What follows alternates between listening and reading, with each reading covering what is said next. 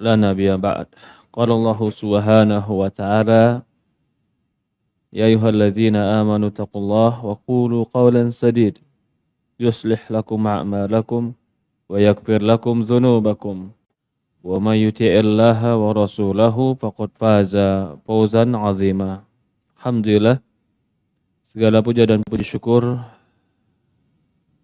kita panjatkan hanya kepada Allah Subhanahu wa taala, serta salawat dan salam selalu kita curahkan kepada Nabi kita Muhammadin sallallahu alaihi wa ala alihi wa sahbihi wasallam, kepada keluarganya, kepada para sahabatnya, juga orang-orang yang mengikuti dan mencintainya sampai hari kiamat. Alhamdulillah, teman-teman yang dimuliakan dan dirahmati oleh Allah Subhanahu wa taala, hari ini Allah Subhanahu wa taala pertemukan kita di dalam masjid ini, dalam kajian kita.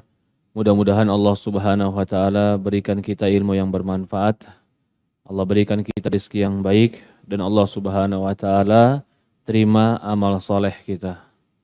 Dalam hadis Rasulullah SAW mengatakan, kata Rasulullah SAW, badal Islamu ghariban fasiya'udu gharib fatuba lil ghuraba. Kata Rasulullah SAW, Islam itu dulu di awalnya adalah asing dan akan kembali menjadi asing, dan bahagialah orang-orang yang mengamalkan sunnah Rasulullah SAW. Yuhyi sunnatin Nabi idza matat. Bahagialah orang-orang yang menghidupkan sunnah Nabi SAW ketika sunnah itu mulai ditinggalkan. Itulah zaman keterasingan. Orang yang mengerjakan Islam, mengamalkan Islam, berpegang teguh dengan Islam, dianggap sebagai orang-orang asing dan aneh. Kata Rasulullah SAW, fatuba lil ghuraba. Bahagialah mereka yang mereka berpegang teguh kepada hadis-hadis Rasulullah dan sunnah Rasulullah di zaman keterasingan. Para hadirin, teman-teman yang dimuliakan dan dirahmati Allah Subhanahu wa taala, hari ini kita akan berbicara tentang pandangan hidup atau prinsip-prinsip hidup. Yang dimaksud di sini adalah Quran, Allah dan Rasul. Itu di dalam Al-Quran dan hadis Rasulullah banyak sekali memberikan kepada kita pandangan-pandangan hidup. Kalau pandangan-pandangan ini kita pegang dalam hidup kita, maka kita akan menjadi orang yang selamat. Yang dimaksud pandangan-pandangan di sini bukan hanya pandangan-pandangan akidah, tapi kadang-kadang cara pandang hidup. Cara pandang bagaimana bergaul dengan manusia, cara pandang bagaimana menilai manusia, cara pandang bagaimana kita berinteraksi, itu di dalam Quran ada. Maka Quran ini kitab yang paling sempurna. Bahkan orang-orang Yahudi, mereka suatu hari pernah datang ke Rasulullah dan berkata, ya Muhammad, kabarkan tentangku bagaimana kalau sudah bumi ini diganti dengan bumi yang lain. Maka Rasul mengatakan ketika itu manusia akan berada di tempat yang gelap dan di bawah jembatan, maksudnya sirat. Lalu dia tanya lagi, kalau begitu kabarkan kepadaku bagaimana tentang kehidupan nanti setelah kematian. Rasulullah kabarkan tentang bagaimana siksa kubur dan yang lainnya. Maka ketika itu orang Yahudi mengatakan, kamu telah berucap seperti ucapan orang-orang terdahulu. Maksudnya, seperti nenek moyang mereka Yahudi. Yang diingin tegaskan di sini berarti apa yang dibawa oleh Rasulullah SAW itu tidak ada satupun yang diingkari oleh orang-orang Yahudi. Benar. Bahkan apa yang dibawa Rasulullah SAW itu menekankan dan menegaskan dan menambah tentang kebaikan yang ada dibawa oleh para nabi. Termasuk perkara-perkara yang kecil, perkara-perkara ringan. Sampai orang Yahudi mengatakan, tidaklah nabimu itu mengajarkan kepada kamu dari mulai burung yang bernepakkan sayapnya di langit sampai orang masuk kamar mandi diajarkan oleh nabimu. Mereka seolah-olah ingin mengatakan bahwasannya Nabi Muhammad SAW itu betul-betul mengajarkan perkara yang rinci dalam agama. Yang bilang ini orang Yahudi di zaman Rasulullah. Berarti orang Yahudi itu tahu agama Islam yang dibawa Rasulullah dengan rinci. Karena mereka mengikuti terus. Mengikuti apa yang turun dari Quran karena mereka ingin mencari celah. Kalau ada yang beda dengan dikisahkan dari Bani Israel, mereka bantah. Karena kan mereka keturunan Bani Israel. Jadi mereka tuh saling nunggu. Kapan nih cerita tentang Bani Israel yang salah? Ternyata mereka tunggu-tunggu, gak pernah ada berita yang bertentangan. Bahkan semakin turun ayat, semakin mereka yakin. Muhammad nih tahu dari mana? Nabi Yusuf itu dari bangsa apa? Israel. Ceritanya komplit di Quran. Di akhir Quran pun dikatakan, inilah berita gaib yang kami kabarkan padamu. Kalau cerita Nabi Yusuf itu salah, orang Israel, orang Yahudi di Madinah pasti sudah menolak, sudah bersuara. Muhammad bohong. Tapi kenapa mereka nggak bersuara? Mereka nggak menolak. Karena memang Quran benar. Bahkan mempertegas apa yang mereka dapat. Nabi Musa dari Bani Israel. Nabi Ibrahim pun mereka meyakini tentang Ibrahim. Yang di sini yang kita ingin tegaskan kepada teman-teman semua bahwasannya Quran itu benar. Quran itu benar. Dan Quran itu rinci memberikan pembimbingan kepada kita. Darikal kitabu hudal lil muttaqin. Inilah kitab sebagai petunjuk bagi orang-orang yang bertakwa. Petunjuk apa? Petunjuk dalam kehidupan. Petunjuk dalam muamalah. Petunjuk dalam segala hal. Kita masuk saja. Allah menciptakan alam ini. Penting. Allah menciptakan manusia. Menciptakan yang hidup semua ini. Tujuannya adalah bukan untuk yang sia-sia. Kata Allah Subhanahu wa taala dalam Al-Qur'an, "Wa ma khalaqnas samawati wal arda wa ma bainahuma la'ibin." Kami tidak ciptakan langit dan bumi dan di antara keduanya untuk main-main semata. Bukan. Semua ini bukan untuk main-main. Langit yang 7 lapis bersama jutaan planet di atas sana. Bumi yang 7 lapis bersama ribuan bahkan ribuan juta mungkin makhluk-makhluknya. Ini diciptakan bukan buat untuk main-main. Bukan hanya untuk perlombaan. Bukan hanya untuk sia-sia. Apa hasibtum annama khalaqnakum abasa? Apakah kalian menyangka kami menciptakan kalian itu sia-sia, begitu aja lewat waktu. Gak ada yang ditanya, gak ada yang ditanggungjawabkan. Wa annakum ilaina la turja'un. Apakah kalian menyangka kalian tidak dikembalikan untukku? Fata'ala Allahu malikul qud. Fata'ala Allahul malikul haq. Maka maha suci Allah, dialah raja yang hak. Ini pandangan hidup yang pertama. Orang Islam harus mengerti untuk apa dia diciptakan. Kalau kau tidak mengerti atau kita tidak mengerti untuk apa diciptakan, maka salah dalam melangkah.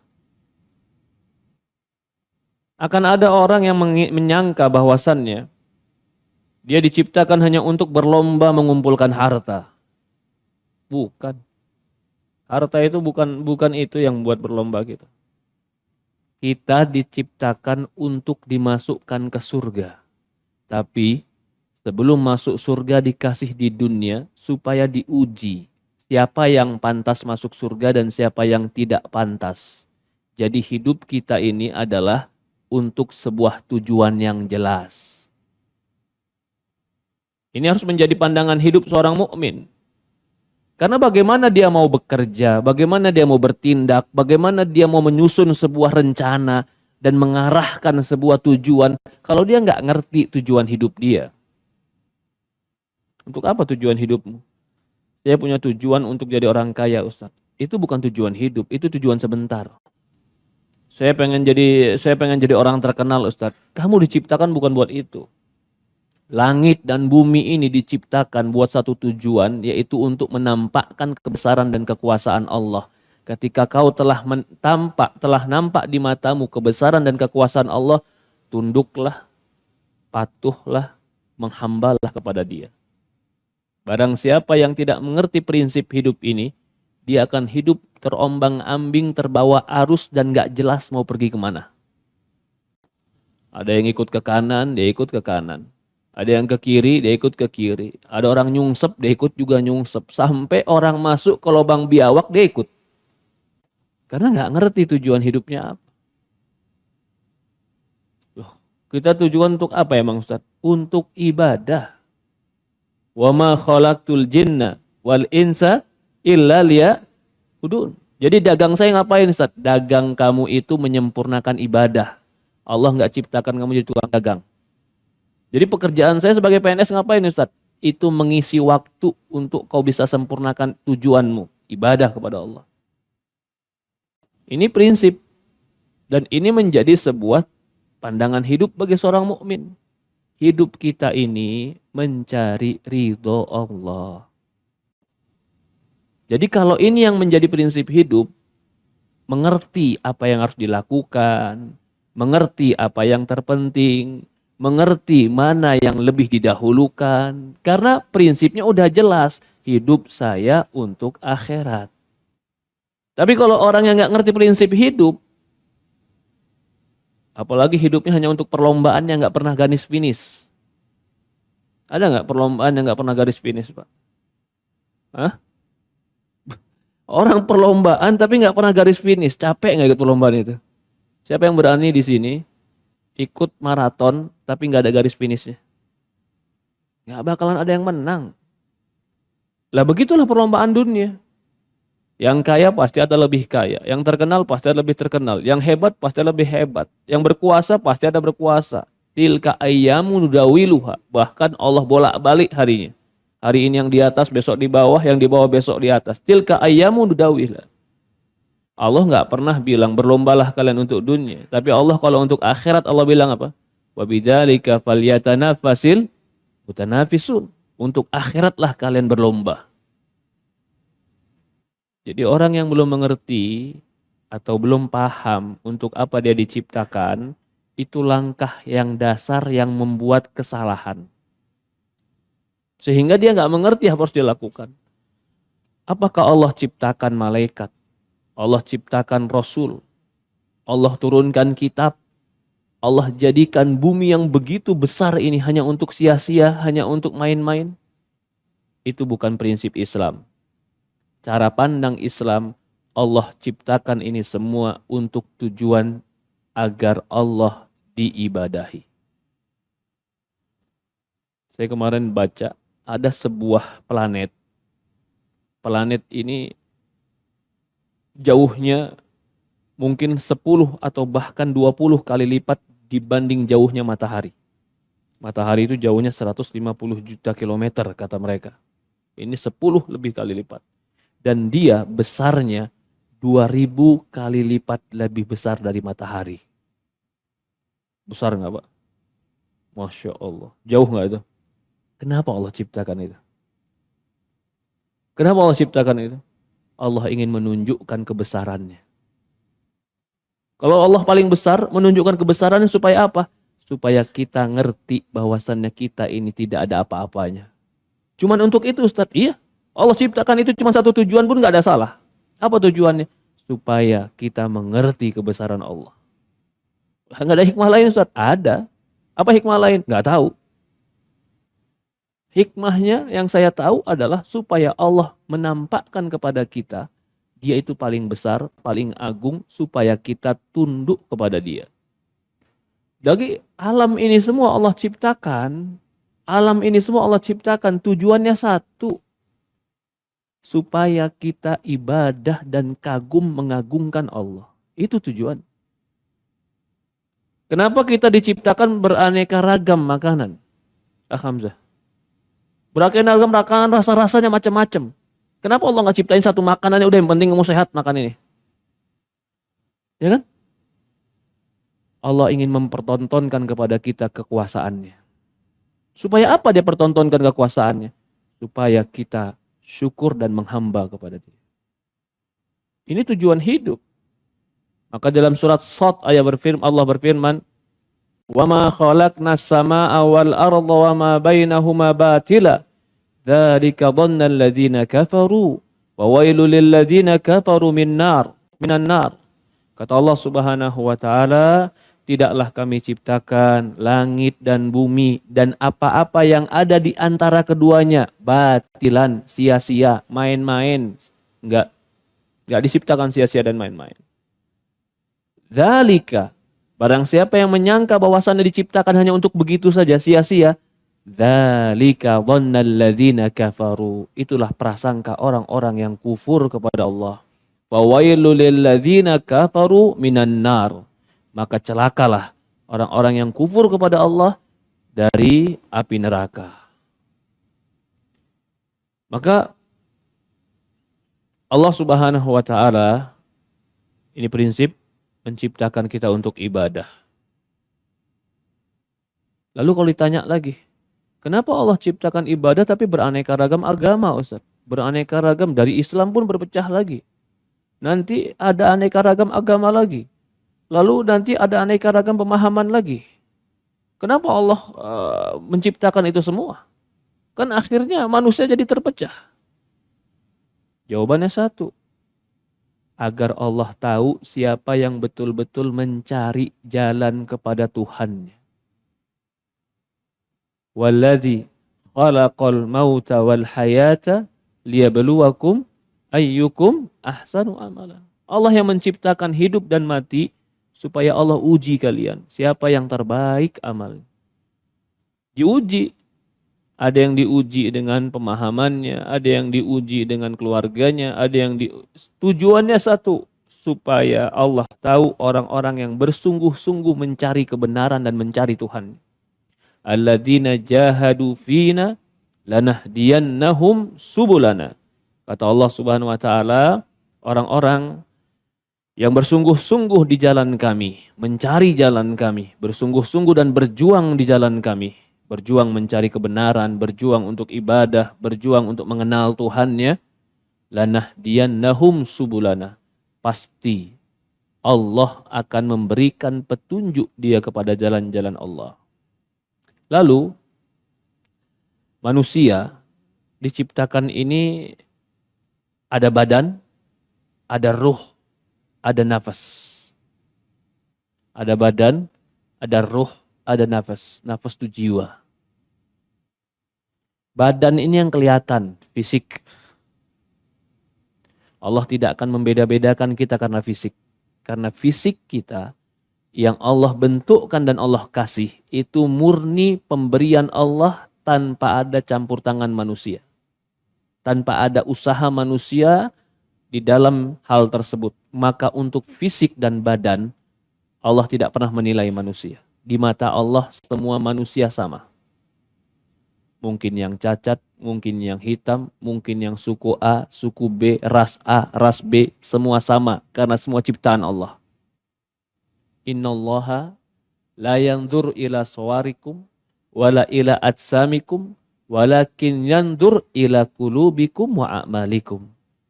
Rasulullah bersabda dalam hadis, sesungguhnya Allah tidak melihat kepada wajah kalian. Allah tidak melihat kepada bentuk fisik kalian. Akan tetapi Allah melihat kepada qulubikum wa a'malikum. Hati kalian dan amal kalian. Manusia tercipta dari badan, ruh. Ruh ini pun ditanya, yas'alunaka 'anir ruh. Mereka bertanya tentang ruh. Maka katakanlah ruh itu cuma Allah yang tahu. Yang ketiga, itulah nafas, jiwa. Jiwa inilah penghuni badan. Badan itu casing, tapi isinya adalah jiwa. Jika jiwa ini baik dengan keimanan, maka badan yang merupakan dhahir tadi akan menjadi baik dalam perbuatan. Jiwa inilah tempat diisinya ilmu. Jiwa inilah tempat diisinya iman. Jiwa inilah tempat seorang itu menjadi mulia atau hina di sisi Allah. Maka Allah mengatakan, walakin yanzur ila qulubikum wa amalikum. Rasulullah mengatakan akan tetapi Allah melihat kepada hati kalian dan amal kalian. Di dalam ayat Al-Quran Allah mengatakan innallaha atau akramakum indallahi atqakum. Orang yang paling mulia di sisi Allah di antara kalian adalah orang yang paling takwa. Takwa itu di hati kata Rasulullah, jiwa. Ini orang mukmin. Orang mukmin itu yang mendominasi dalam amalnya adalah jiwanya. Walaupun zahirnya pasti akan memancarkan jiwanya. Berbeda dengan orang-orang munafikin. Mereka yang mendominasi adalah zahirnya walaupun jiwa dan batinnya rusak. Maka itu Allah mengatakan dalam Al-Quran ketika menceritakan orang-orang munafikin, fa idza ra'aitahum tu'jibuka ajsamuhum wa iyaqulu tasma' liqaulihim. Kalau kau lihat fisik-fisik mereka, kau kagum sama fisik mereka. Tu'jibuka ajsamuhum. Kau kagum dengan fisik mereka. Wa iyaqulu tasma' liqaulihim. Sampai kalau mereka berbicara, kau akan mendengarkan ucapan mereka. Terperangah dengan ucapan mereka. Kenapa? Mereka memperbaiki zahir tapi tidak memperbaiki batin. Adapun orang mukmin, qad aflaha man tazakka wa dzakara isma rabbih fasalla. Beruntunglah orang yang tazakka, mensucikan jiwanya. Jiwa ini lebih penting kita perbaiki, kita didik, kita luruskan, bahkan lebih penting daripada hanya memperbaiki zahir. Betul, zahir kita perlu kita perhatikan. Innallaha jamil yuhibbul jamal. Allah itu indah dan mencukai keindahan. Silahkan jaga keindahan fisik kita, tapi yang paling penting bagi seorang mukmin keindahan batin, keindahan jiwanya, keindahan dari ketakwaan dan imannya. Lalu dikatakan, ya, dikatakan juga Allah berfirman dalam Al-Quran surat Zumar ayat 42, wallahu yatawaffal anfus hina mautiha wallati lam tamut fi manamiha fayumsiku allati qadha 'alaiha al-maut wa yursila ukhra ila ajali musamma. Allah yang mewafatkan anfus jiwa ketika matinya, wallati lam tamut fi manamiha, dan yang belum mati karena tidurnya, fayumsik, Allah menahan jiwanya. Jadi kalau orang tidur itu fayumsik, Allah tahan jiwanya, rohnya. Mau dibalikkan lagi atau dia tidak dibalikkan. Kalau begitu ditanya, mana yang lebih mendominasi di dalam manusia ini? Jiwanya kah atau fisiknya? Maka dalam keseharian kita, fisik ini mendominasi. Tapi fisik yang mendominasi ini itu karena ada instalan jiwa di dalam dadanya, di dalam dirinya. Jadi jiwa itu mempengaruhi fisiknya. Maka di sini Quran menyebutkan ada 3 jenis jiwa manusia. Ada 3 jenis jiwa manusia. Yang pertama, sifat jiwa itu, sifat jiwa memerintahkan kepada kejelekan. Itu sifat jiwa. Kalau ditanya sebenarnya yang mengganggu kita itu jin, setan, atau memang jiwa kita yang memerintahkan kejelekan? Hah? Dua-duanya. Betul. Jin itu cuma ngerayu. Kalau di dalam hatimu baik, dia gak bakalan bisa ngerayu. Siapa yang bisa dia rayu? Yang jiwanya pun condong ke sana. Apakah jin bisa memaksa kita untuk melakukan kemaksiatan? Enggak, dia cuma ngebisikin. Ngebisikin. Tapi kalau yang dibisikkan itu jiwanya baik, nggak suka. Maaf Pak.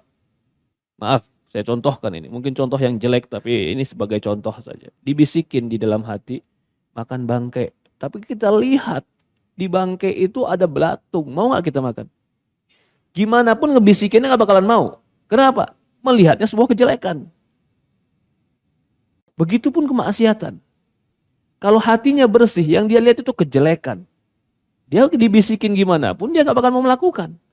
Tapi ketika yang dia lihat itu adalah kenikmatan, yang dia lihat itu keindahan, yang dia lihat itu kehebatan, hebat kalau bisa melakukan itu. Lalu dibisikin oleh syaitan. Sudah jiwanya tertipu, syaitan pun membisikkan dengan tipuan. Rusak dia. Kalau begitu yang mendominasi bisikan syaitan atau jiwa sebenarnya? Hah?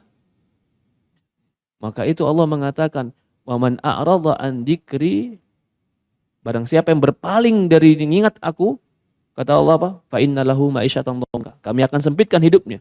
Nuqayyid lahu syaitan. Kami akan ikatkan dia dengan syaitan. Fahuwa lahu qarin. Dan syaitan akan menjadi qarin. Bareng sama dia terus. Ya subhanallah. Siapa itu? Orang yang tidak mengingat Allah. Orang yang mengingat Allah, jiwanya Allah jaga. Ini yang pertama. Inna nafsa la'amaratum bisu. Sifat jiwa yang pertama adalah jiwa yang mendorong kepada kejelekan. Kapan itu? Ketika jiwa tadi tidak mengerti tujuannya. Maka Allah katakan dalam Al-Quran, ketika Allah mengatakan di dalam surat Yusuf, ya, di dalam surat Yusuf ayat 53, wa ma ubarri'u nafsi inna nafsa la'amartum bisu illa man rahima rabbi inna rabbi ghafurur rahim. Sesungguhnya jiwa itu ammarah, memerintahkan, mendorong kepada kejelekan, kecuali yang Allah rahmati. Sesungguhnya Rabbku Maha Pengampun lagi memberi rahmat. Ketika jiwa memerintahkan, mendorong untuk melakukan kejelekan, lalu tapi kita punya akal, ilmu, pengetahuan tentang baik dan jelek. Ilmu, pengetahuan dan akal inilah yang akan dia menghalangi dan juga dia akan mengikat kemana kemauan jiwa tadi. Kalau jiwa sudah memerintahkan kejelekan, lalu dia nggak punya ilmu mengarahkan jiwanya, rusak dia. Maka dari itu antara ilmu dan jiwa yang melakukan kejelekan terkadang terjadilah dialog. Ini yang dikatakan yuwaswisu fi sudurin nas. Yang selalu berbisik dalam hati manusia. Yuwaswisu fi sudurin nas. Hatinya berkata, tapi ilmunya mengatakan jangan. Nafsunya berkata, tapi ilmunya mengatakan jangan. Sehingga dialog ini yuwaswis. Apa yuwaswis itu? Hah? Apa itu kalau bahasa kita di dalam terjemahan Quran? Membisikkan kan? Yuwaswis. Jadi jiwanya terbisikkan. Kalau dia nggak zikir sama Allah, syaitan datang ngebisikin dari telinga lagi. Iya. Terbawalah pikiran. Sudah jiwanya mendorong, syaitan pun membisikkan, ilmunya nggak ada. Bahkan nggak ngerti apa yang harus dia lakukan. Ya subhanallah. Gampang terjebak oleh rayuan syaitan. Yang kedua, ada jiwa namanya lawwamah. Fala uqsimu bin nafsil lawwamah. Ini jiwa yang dikatakan lawwamah adalah jiwa yang si pemilik jiwa ini selalu menyesalkan jiwanya. Menganggap dirinya kurang sempurna dalam ketaatan. Menganggap dirinya banyak kesalahan. Ini lawwamah. Ini jiwa yang baik. Jiwa yang baik. Dia mungkin sehingga ketika dia melakukan sebuah perkara yang dianggapnya tidak baik, lawwamah. Ini jiwa yang kedua. Jiwa yang ketiga, ini jiwa orang beriman. Yang dia penuh dengan zikir kepada Allah. Dia penuh dengan ketaatan kepada Allah. Allah katakan nafsul mutmainnah. Jiwa yang tenang. Allah mengatakan dalam Al-Quran, surat Ra'ad ayat 28. Walladzina amanu tatma'innu qulubuhum bidzikrillah. Ala bidzikrillahi tatma'innul qulub. Dan orang-orang beriman, tenang hati mereka dengan mengingat Allah. Bukankah dengan mengingat Allah, hati itu menjadi tenang. Dalam surat Al-Fajr, ayat 27-30 Allah mengatakan, Ya ayyatuhan nafsul mutmainnah. Wahai jiwa yang tenang. Di surat Al-Fajr dikatakan jiwa yang tenang. Irji'i ila rabbiki radiyatam mardiyah. Kembalilah kepada Rabbmu yang kau ridho dan Allah meridhoimu. Fadkhuli fi ibadi wadkhuli jannati. Masuklah ke dalam hambaku, ibadahku, dan masuklah ke dalam surgaku. Ini jiwa yang ketiga. Jiwa orang yang beriman. Jiwa yang tenang. Jiwa ini semua, yang pertama tadi, la'amratum bisu, jiwa yang mendorong kepada kejelekan. Kalau dia tidak memperbaiki dirinya dan membiasakan diri dalam kebaikan, atau dia melatih dirinya untuk kebaikan, maka perintah jelek dalam jiwa akan kuat mendorong dia untuk kejelekan. Ketika dia sudah mulai menahan dirinya untuk melakukan kejelekan, tapi terkadang dia jatuh dalam kejelekan, maka dia lawamah. Apa itu lawamah? Menyesali perbuatannya. Kalau dia sudah biasa lawamah, dia mendidik dirinya. Sekali jatuh, dia bangun lagi. Sekali lagi jatuh, dia bangun lagi. Sampai dia akhirnya bisa berjalan dengan baik.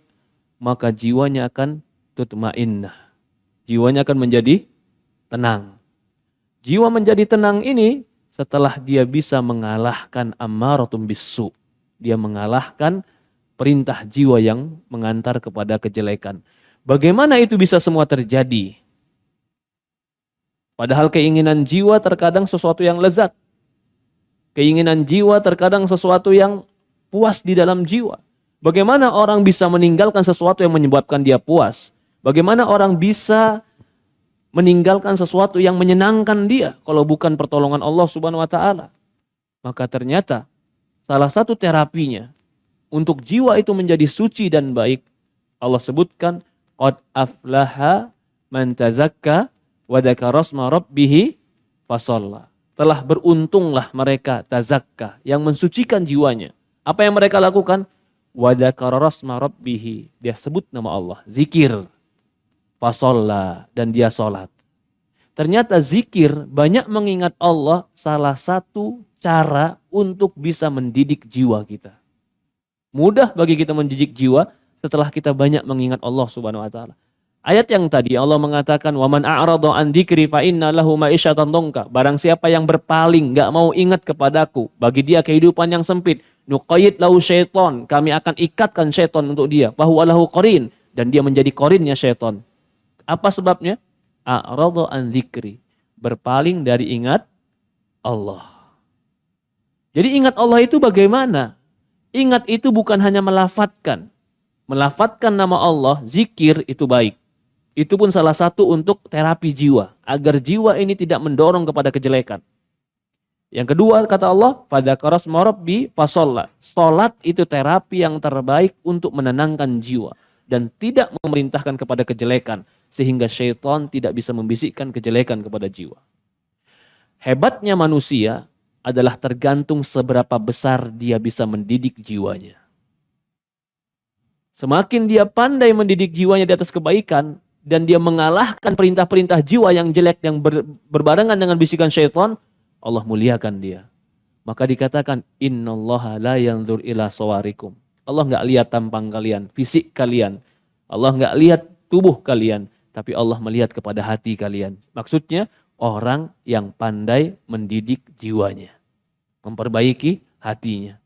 Mengarahkan keinginannya di atas kebaikan. Itu butuh perjuangan. Siapa bilang itu nggak butuh perjuangan? Apakah orang soleh menjadi soleh tanpa berjuang? Enggak. Apakah orang yang menghafal Quran dengan menghafal Quran 30 juz tanpa berjuang melawan dirinya? Enggak ada. Siapapun manusianya, untuk menuju jalan Tuhannya, dia perlu berjuang melawan dirinya sendiri. Itulah jihad yang pertama. Jihad melawan jiwanya sendiri. Kalau dia tidak bisa mengalahkan dirinya sendiri, bagaimana dia mau mengalahkan orang lain? Bagaimana dia mau mengalahkan syaitan? Sementara syaitan tahu kelemahan-kelemahan dia. Syaitan gak pernah capek untuk ganggu dia. Sementara dia kadang-kadang capek untuk ibadah kepada Allah. Maka orang yang menang, orang yang berjihad, orang yang bersungguh-sungguh adalah orang yang memperbaiki jiwanya. Kemudian, di dalam Quran disebutkan tentang sifat-sifat jiwa secara umum. Dan ini bisa menjadi cara pandang kita untuk melihat manusia secara umum. Secara umum artinya nggak setiap personal, tapi umumnya manusia seperti ini jiwanya. Yang pertama, jiwa kalau dia memang lahir adalah dalam keadaan suci. Lahirnya dalam keadaan suci itu pasti. Karena dikatakan dalam sebuah hadis, kullu mauludin yuladul alal fitrah. Semua yang lahir itu di atas suci, di atas ketauhid dan kebersihan jiwa. Tapi bapak dan ibunya lah yang menyebabkan dia Yahudi dan Nasrani. Dikatakan para ulama, di antara salah satu kelemahan jiwa, umumnya jiwa manusia itu adalah dia lebih condong kepada kesyirikan. Itu jiwa manusia itu. Lihat-lihat batu aneh dikit aja, kagum dia. Kalau dia nggak punya ilmu, tuh batu bisa-bisa dikultuskan sama dia. Itu jiwa itu. Dia lihat pohon tua sedikit aja, pohonnya tua, udah ratusan tahun, rindang. Jiwa itu, jiwa dia, plus setan masuk ke dalam pikiran dia, bersamaan dorongan jiwa, akan mengkultuskan itu. Jadi, di dalam Quran dikatakan, wa ma aktsaron nasi walau harasta bil mu'minin. Kata Allah sudah mengatakan di Quran, tidak akan mungkin kebanyakan manusia itu beriman walaupun kau sangat ingin mereka beriman. Jadi kalau manusia itu berarti kebanyakannya apa kata Allah? Tidak beriman. Jadi ini dari pandangan hidup. Kenapa? Kalau gitu akan ada yang bilang, Ustadz kalau Islam benar, kenapa kok Islam gak jadi terbanyak? Allah sudah bilang. Wa ma aktsaron nas, tidaklah kebanyakan manusia ini beriman walaupun kau sangat menginginkan keimanan. Karena mereka lebih condong mengikuti jiwa yang memerintahkan kepada kejelekan. Karena Islam atau ketaatan atau kebaikan itu butuh perjuangan. Dan banyak manusia malas memperjuangkan kebaikan dalam dirinya. Yang enak kan tinggal ngikutin aja daripada harus merubah. Maka dikatakan dalam surat yang lain, Allah mengatakan, ya, wa ma yu'minu aktsaruhum billahi illa wa hum musyrikun. Kata Allah, tidaklah kebanyakan mereka beriman kepada Allah kecuali mereka pun berbuat syirik. Ini banyak tafsir para ulama. Surat Yusuf ayat 106. Wa ma yu'minu aktsaruhum billah, tidaklah kebanyakan mereka beriman kepada Allah kecuali mereka juga berbuat syirik. Kata para ulama ditafsirkan, banyak orang mengaku beriman kepada Allah tapi ternyata perbuatannya pun masih bercampur dengan kesyirikan. Dia mengaku beribadah kepada Allah, tapi begitu giliran cari rizki, dia gantungkan rizkinya kepada selain Allah. Dia ngaku dia beribadah kepada Allah. Tapi begitu giliran ada yang sakit, dia mintanya bukan sama Allah. Beriman, iya. Tapi wahum musyrikun. Dicampur keimanan mereka dengan kesyirikan. Dari inilah Allah mengatakan, ketika Allah Subhanahu wa ta'ala memuji orang-orang mukmin di dalam Al-Quran, Allah mengatakan, rijalun la tulhihimut tijarah wala bai' an dzikrillah. Orang-orang laki-laki yang tidak melalaikan mereka perdagangan dan jual beli dari mengingat Allah. Wa iqamis salati wa ita'iz zakat. Mereka menunaikan salat, mendirikan salat, menunaikan zakat dan tidak akan takut kepada siapapun. Wa yakhafuna yauman, dan mereka khawatir, cemas, takut kepada sebuah hari. Tataqallabu fihil qulub wal absar. Di hari itu akan berbaliknya pandangan dan hati mereka.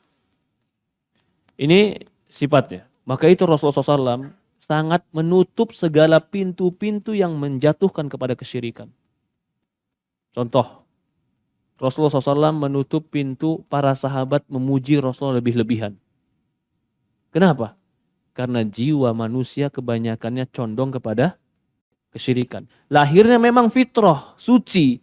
Tapi begitu dia sudah menjadi manusia dan berjiwa manusia, ada syaitan yang masuk kepada dia, condong mudah tergelincir dalam akidahnya. Kenapa Rasulullah SAW mengharamkan membangun kuburan?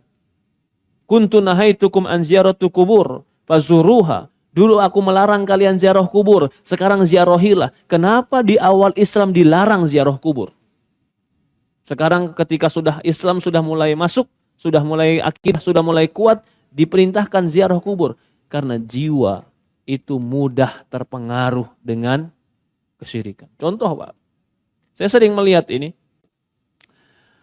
Saya sering melihat, kalau saya sedang di Madinah, saya lihat ada orang-orang yang kadang-kadang nggak ngerti dia berbuat apa.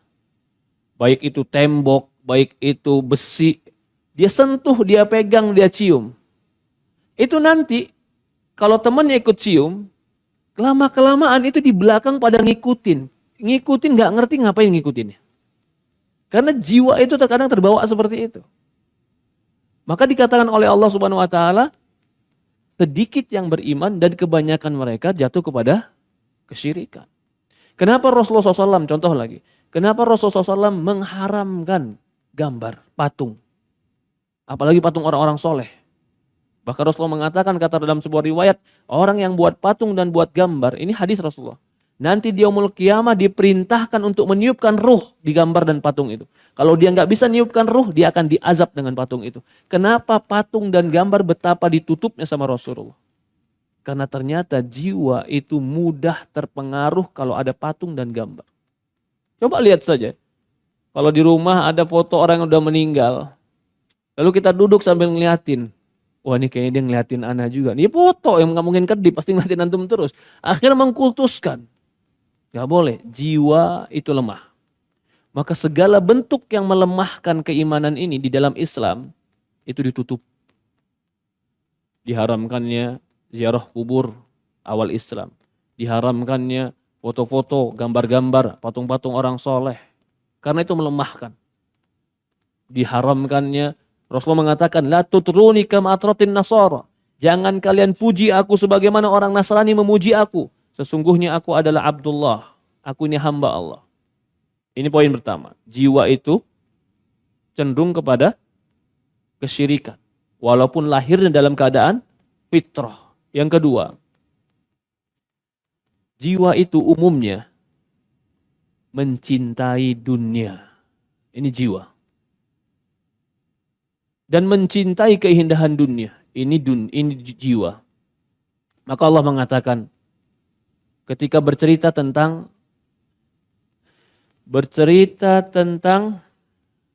Qarun dalam surat Al-Qasas ayat 76. Faqaraja ala qaumihi fi zinatihi.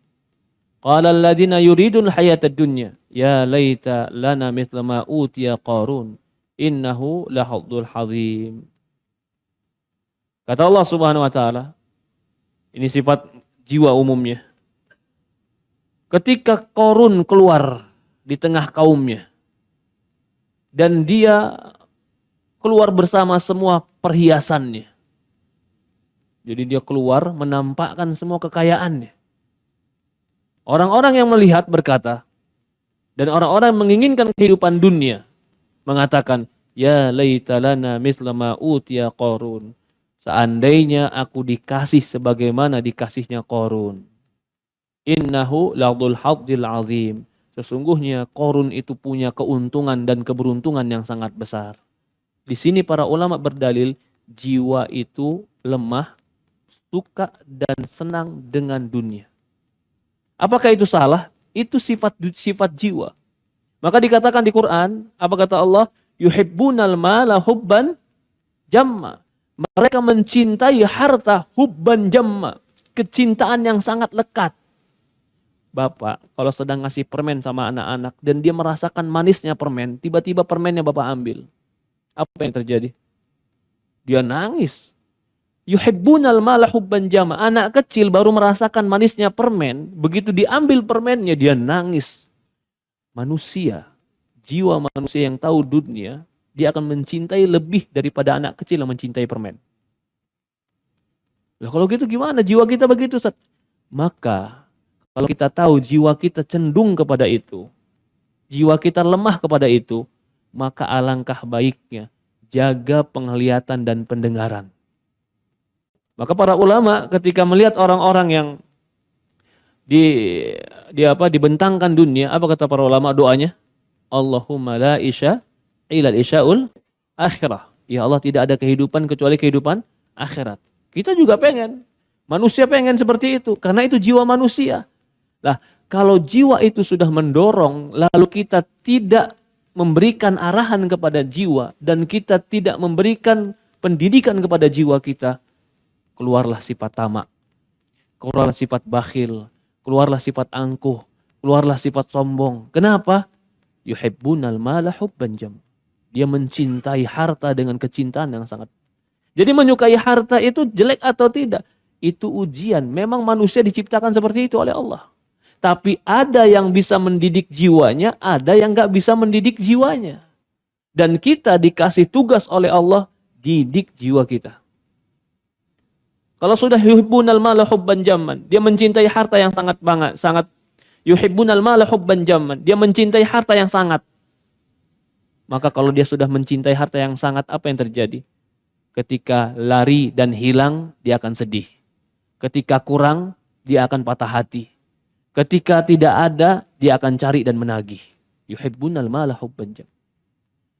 Berikutnya, di antara sifat jiwa disebutkan di Quran adalah al-bukhul wa suhha. Jiwa itu pelit dan suhha. Bakhil itu pelit. Suhha itu pun terkadang diartikan pelit. Wa may yuqasuhha nafsihi faulaika humul mu'minun, kata Allah. Faulaika humul muflihun. Barang siapa yang memaksa atau barang siapa yang memaksa dan mengalahkan kepelitan jiwanya, mereka lah orang-orang beruntung, kata Allah. Berarti jiwa asalnya adalah bakhil dan suhha. Suhha itu bukan hanya bakhil. Bakhil itu pelit, tidak mau keluarin, itu bakhil. Kalau suhha, begitu dia tidak mau keluarin, dia terus mau nambahin. Itu namanya suhha. Dan jiwa manusia ketika sudah mencintai harta tadi, bakhil dan dia pelit. Jadi kalau kita tahu nih, jiwa manusia umumnya bakhil dan pelit. Jangan sekali-kali banyak minta sama manusia. Siapapun manusianya, kau minta terus-terusan, Allah sudah kabarkan sifat manusia itu cinta harta dan bakhil umumnya. Kan umumnya seperti itu. Kecuali orang-orang yang mendidik dirinya. Lalu kalau kita tahu begitu, keluarga sendiri pun, kerabat sendiri pun, atau bahkan saudara kandung sendiri pun, kalau setiap hari kita minta apa yang dia cintai, terganggu nggak dia? Terganggu. Yang kita minta dia tidak terganggu mungkin cuma orang tua kita saja. Manusia, siapapun itu. Kalau kau tahu bahwasannya sifatnya mencintai harta, sifat manusia asal bakhil, jangan gantungkan dunia kepada manusia. Kau akan hina. Kenapa? Loh, ada kok Ustaz orang-orang yang dermawan? Iya, orang dermawan itu setelah dia berusaha melawan dirinya, jadilah dia dermawan. Tapi kedermawanan itu, kalau kau terus meminta dan bergantung kepada dia, akan timbul sifat asli lagi. Iya tidak? Ya begitu manusia. Apakah itu menjadi salah? Tidak. Allah ingin mengajarkan bahwasannya yang maha dermawan cuman Allah. Mintanya sama Allah. Ini jadi prinsip dalam kehidupan. Kita punya teman, Ustaz. Saya punya teman, Ustaz. Baik sekali, Ustaz. Setiap apa-apa telepon. Minta. Jangan. Allah sudah kabarkan, kebanyakan manusia sifatnya adalah suhha. Kebanyakan manusia adalah yuhibbunal mala hubban jamma. Nah, ini memang sudah sifat. Yang baik ketika bisa mendidik, yang tidak baik adalah orang yang nggak bisa mendidik. Pertanyaannya, kebanyakan orang bisa mendidik jiwanya atau tetap mengikuti jiwanya? Akan mengikuti jiwanya. Kebanyakan manusia, maka dikatakan di Quran, wa hudiratil anfus suhha. Di dalam surat An-Nisa ayat 128. Dan jiwa itu uhdirat, dihadirkan, diadakan jiwa-jiwa yang suhha. Suhha itu bakhil dan suka tamak.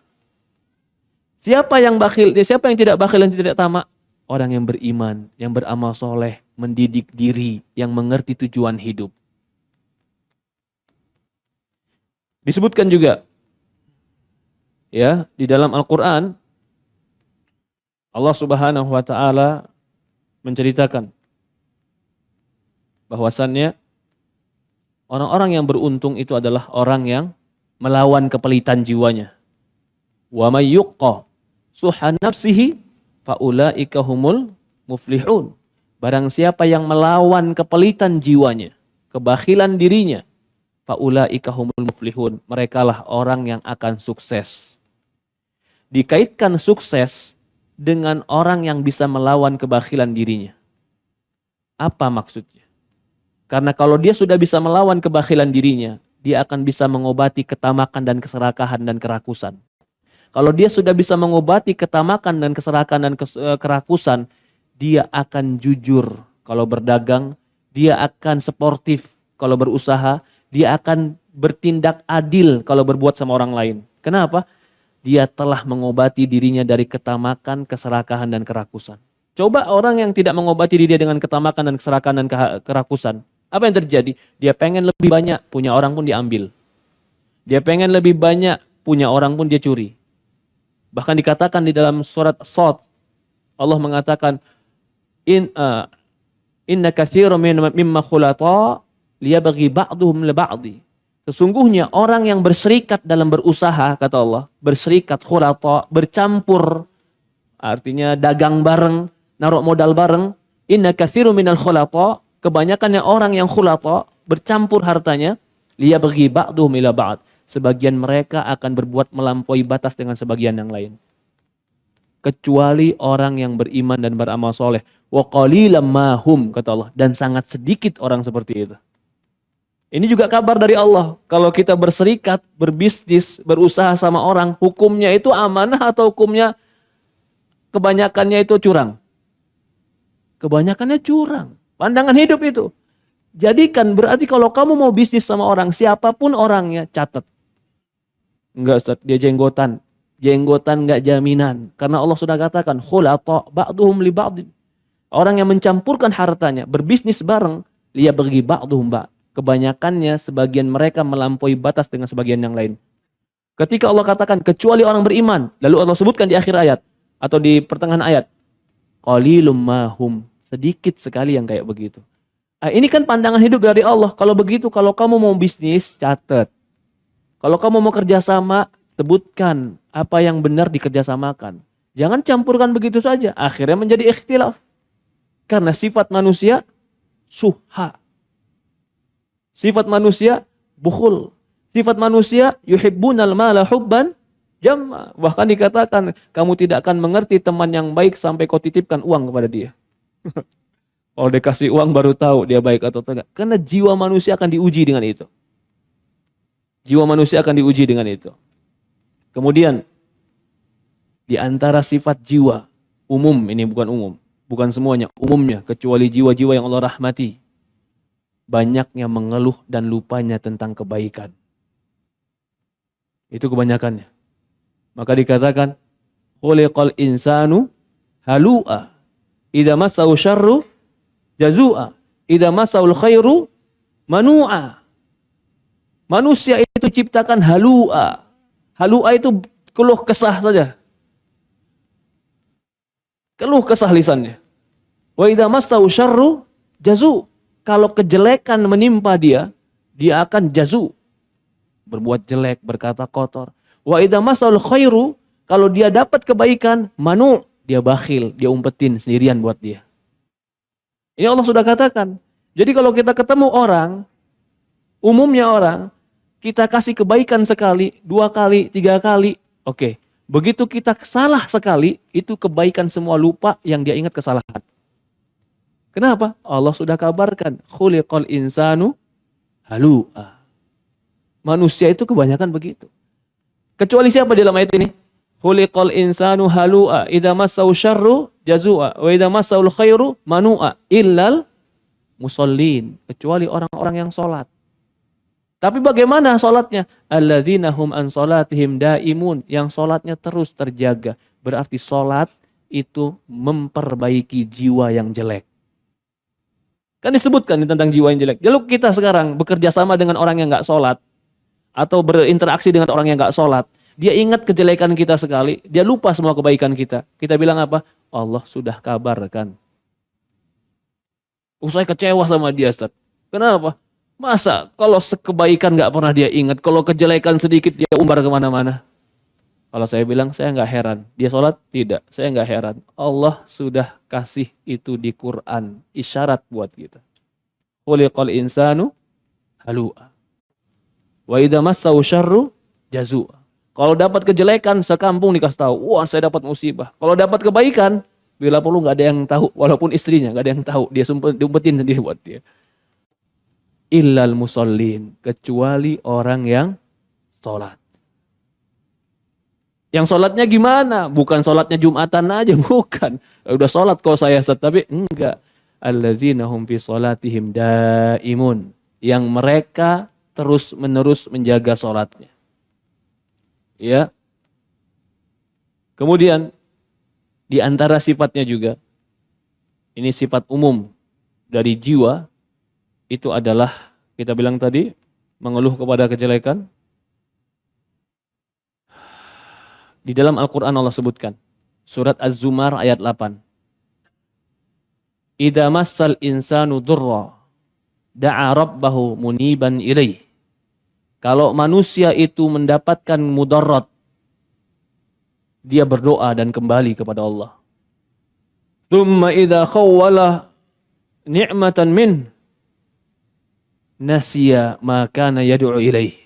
Tapi kalau dia dirubah kejelekan tadi didapatkan dan diganti kenikmatan, apa kata Allah? Nasiya ma kana yad'u ilaih. Dia lupa bahwasannya dia pernah minta atau dia pernah susah ketika itu minta kepada Allah.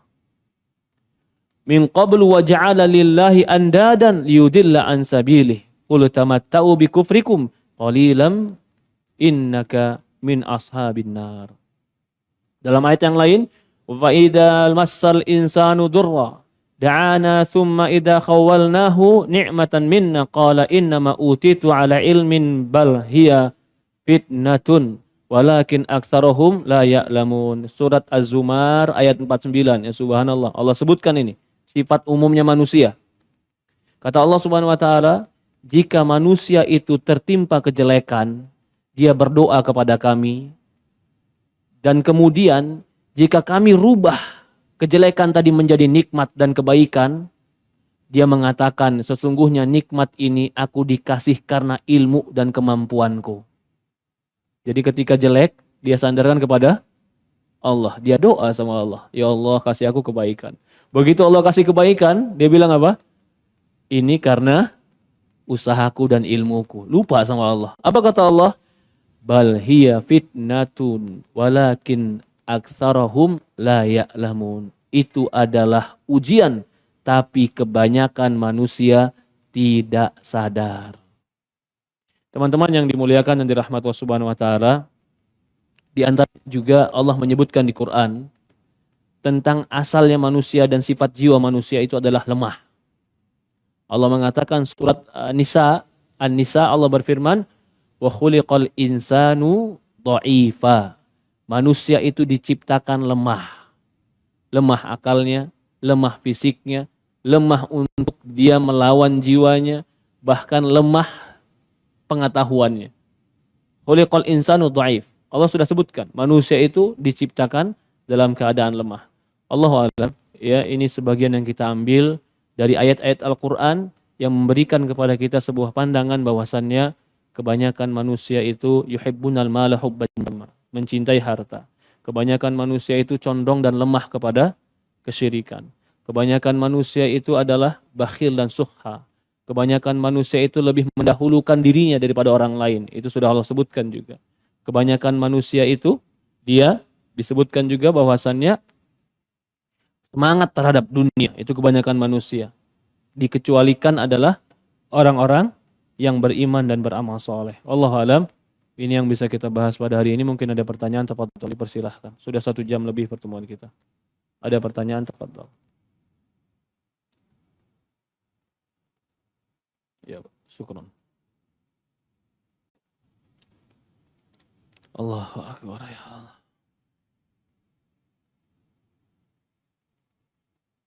Assalamualaikum. Mau tanya, apakah Ustadz bahagia?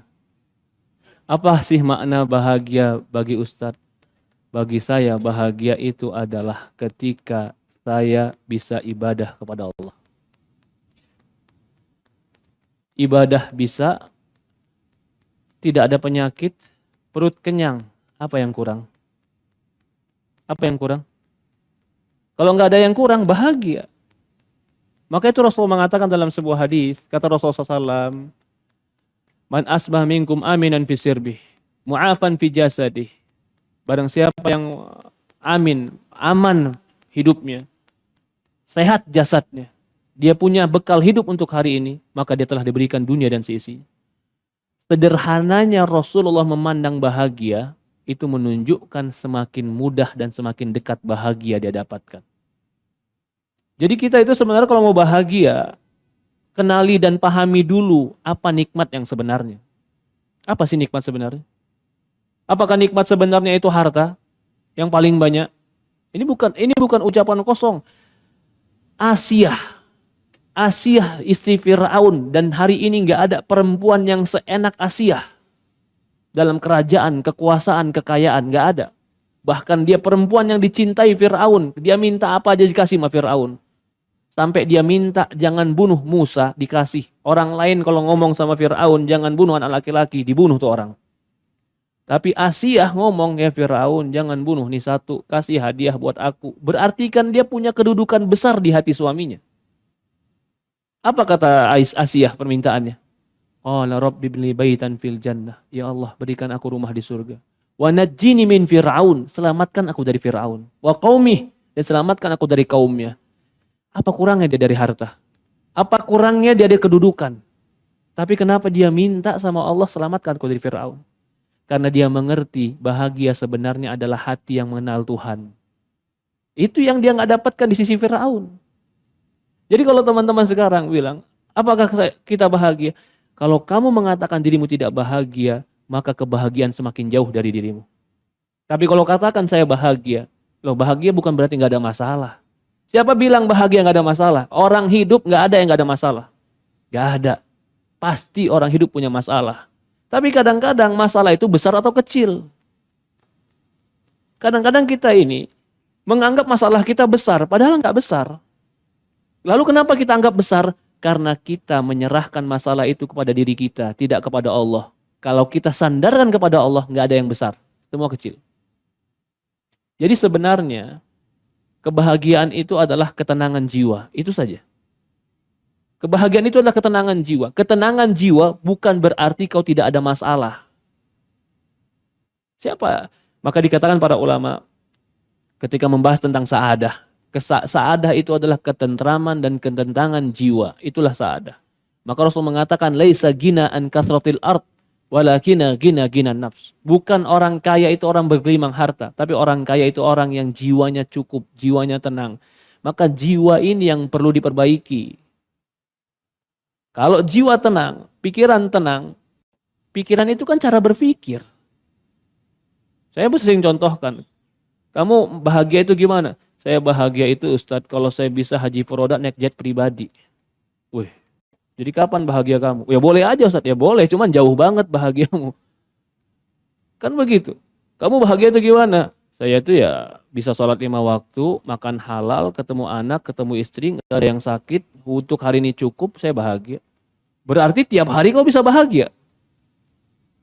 Tiap hari kau bisa bahagia. Berarti kebahagiaan itu adalah di mana kau memberikan standar bahagia buat dirimu sendiri. Dan kau mengerti apa yang penting buat dirimu. Itulah standar bahagia yang benar. Tapi ketika kau memberikan kebahagiaan itu adalah standarnya orang lain, waduh, kebahagiaan itu nggak bakalan pernah kita dapat.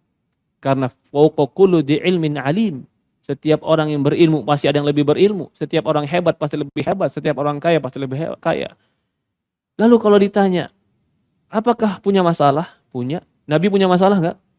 Punya. Abu Bakar punya masalah? Punya. Rasulullah itu, maaf, dengan segala kemuliaan dan kehormatannya, bukan maksud kita merendahkan, dia pernah mencerai istrinya. Dia pernah mau mencerai Hafsah. Masalah nggak? Dia pernah ngumpulin istrinya, dia katakan, istrinya ini semuanya minta supaya ditambah uang dapur, dikumpulin istrinya. Rasul sampai ketika itu cuma tidur di ruangan gudang makanan yang kosong makanan. Dia tidur. Sampai Umar datang kepada dia. Masalah nggak itu? Masalah. Rasulullah bahagia nggak?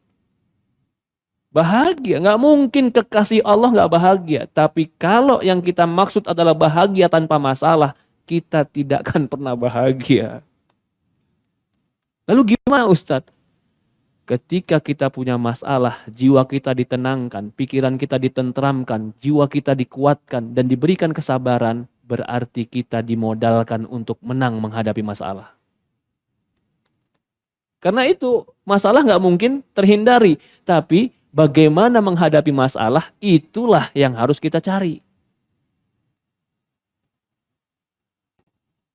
Orang yang bahagia, orang yang mutmain, jiwanya tenang, hatinya cukup, dan dia merasa dengan apa pemberian Allah menjadi anugerah. Itu orang bahagia. Maka orang yang bersyukur, dan semakin bersyukur, dia semakin bahagia. Dia semakin bahagia. Apakah selamanya makan daging steak lebih enak daripada makan tempe yang dicampur dengan sambal terasi? Enakan mana? Hah? Wah, makan steak enak Ustadz. Ya bisa enak, tapi bisa juga makan tempe pakai sambal terasi enak. Tergantung keadaan di hatimu. Kalau kau sedang makan steak tapi kau lihat orang lain yang lebih hebat, kau tidak akan pernah senang. Kalau kau sedang makan steak tapi pikiranmu kacau, hatimu kacau, makananmu gak masuk dalam hatimu. Maka dalam sebuah riwayat, innamas sa'idu liman junibal fitan. Innamas sa'idu liman junibal fitan.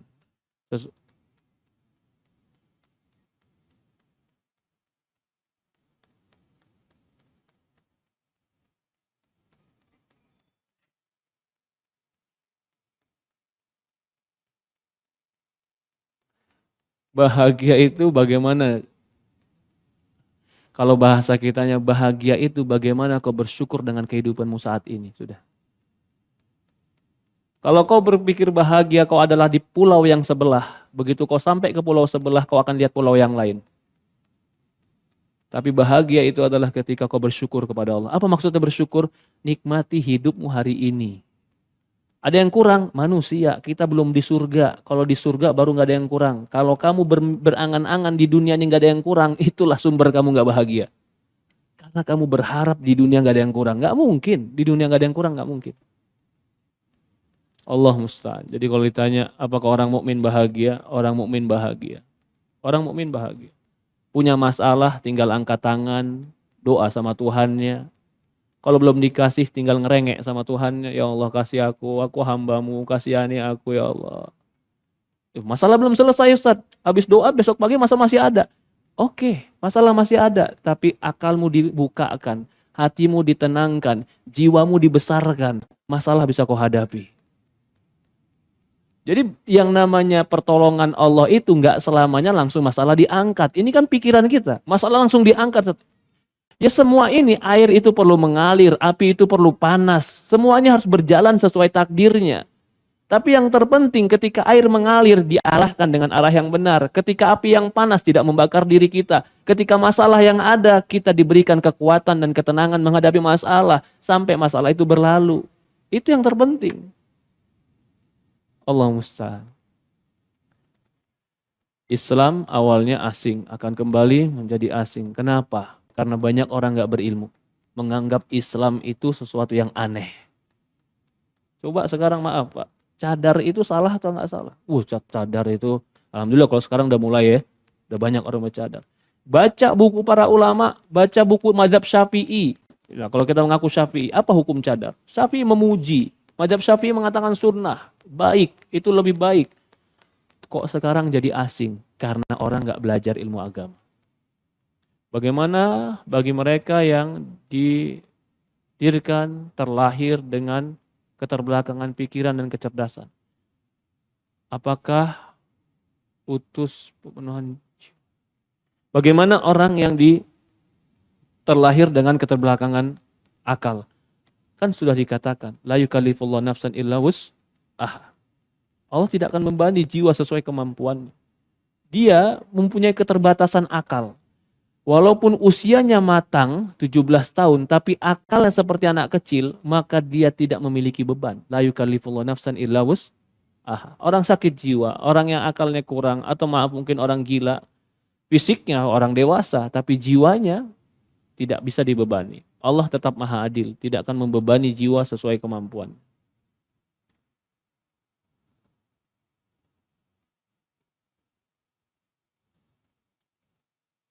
Assalamualaikum, izin bertanya, bagaimana cara supaya tidak overthinking dan selalu berpikir hal buruk agar akan terjadi karena saya tahu saya telah berdosa. Oke. Yang pertama adalah husnudzon billah, baik sangka kepada Allah Subhanahu wa taala.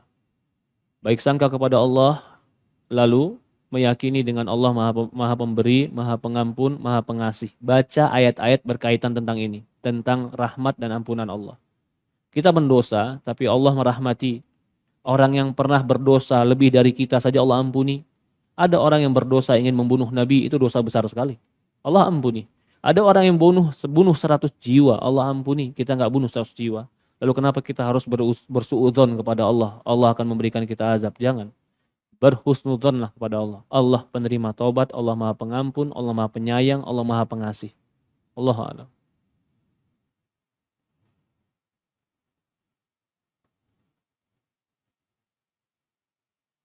Iya. Membicarakan tentang jiwa yang Allah jaga, apakah salah satu cirinya ia selalu berbaik sangka kepada orang-orang di sekitarnya? Perhatikan ini. Apakah jiwa yang baik itu selalu berbaik sangka kepada orang-orang sekitarnya? Hukum asalnya, kita berbaik sangka kepada orang. Tapi, jangan membuat kesempatan orang lain untuk berbuat jelek. Paham? Tadi contoh bisnis. Kalau bisnis, khulata, orang yang mencampurkan harta, kata Allah apa kebanyakannya? Liyabghi ba'duhum ba'dha. Sebagian mereka akan melampaui batas dari sebagian yang lain. Apakah kita menjadi suudzon kepada orang? Tidak. Kalau suudzon kita nggak bakal kerjasama. Kita tetap husnudzon, baik sangka. Tapi tutup pintu yang menyebabkan melampaui batas. Perjanjian, ada akad, ada yang jelas. Itu bukan suudzon, itu menjaga supaya tidak ada kesempatan dalam kejelekan. Seperti itu. Contoh ini, maaf Pak.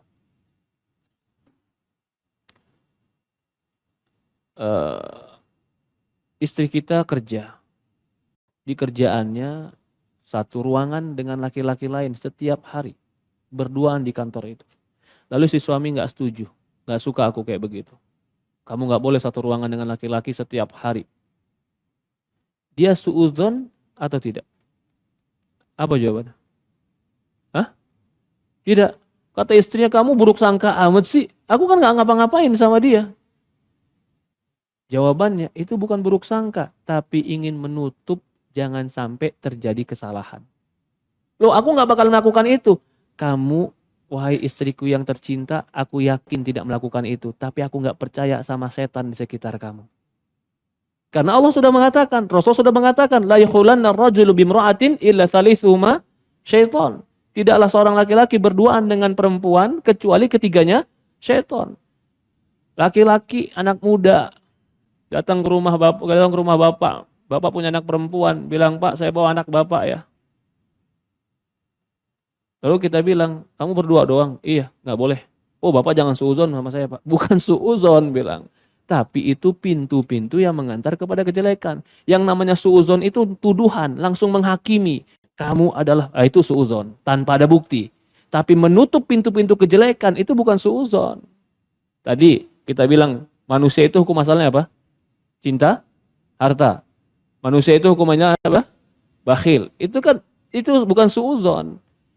Itu umumnya. Jadi kalau kamu tahu kayak begitu, hati-hati berhubungan dengan harta, hati-hati berhubungan dengan yang dia cintai, bukan suudzon. Jadi kalau kita katakan di sini, contoh di sini, ya, jiwa, apakah salah, apakah satu cirinya ia selalu berbaik sangka kepada orang di sekitarnya? Berbaik sangka itu harus, tetapi kepada orang yang baik. Tapi berbaik sangka kepada orang yang memiliki ciri yang tidak baik, itu bukan berbaik sangka. Itu namanya tertipu. Dipahami maksudnya? Orang ini nggak ada tanda-tanda kejelekan, sholatnya bagus, ibadahnya bagus. Tiba-tiba kita tuduh dia pencuri, itu buruk sangka, haram, nggak boleh. Ya, tapi ini orang, maaf umpamanya, nggak pernah kelihatan ke masjid, nggak pernah sholat, penampilannya pun seperti penampilan orang yang jahat. Lalu duduk di masjid, nggak duduk di dalam masjid, tapi duduk di samping keropak. Kira-kira gimana? Sholatnya nggak pernah, penampilan nggak seperti orang sholat. Apakah kita suuzon? Jangan, bukan suuzon, tapi ada ciri menjaga. Ada ciri menjaga. Jadi kalau Imam Ibnu Qayyim menyebutkan tertipu itu berbeda dengan suuzon. Tertipu berbeda dengan suuzon. Tertipu itu terkadang ada sinyal-sinyal jelek, itu tertipu. Kalau suuzon tidak ada sinyal-sinyal jelek, tapi dia tetap berprasangka buruk, itu suuzon. Ya. Dan kita pun memang harus tidak boleh berpikir jelek pada orang. Kita harus selalu berpikir baik sama orang. Apalagi orang tadi tidak menampakkan kejelekan. Jangan kita berpikir jelek kepada orang. Apalagi tanpa bukti, tanpa sinyal, tanpa ada korinah. Tidak boleh berpikir jelek terhadap orang lain. Berpikir jelek terhadap orang lain itu sama saja kita telah menyempitkan diri kita sendiri. Allahu a'lam. Mungkin ini saja. Kurang lebih mohon maaf. Subhanakallah wa bihamdi. Asyhadu an la ilaha illa anta nastaghfiruka wa atubu ilaik. Assalamualaikum warahmatullahi wabarakatuh.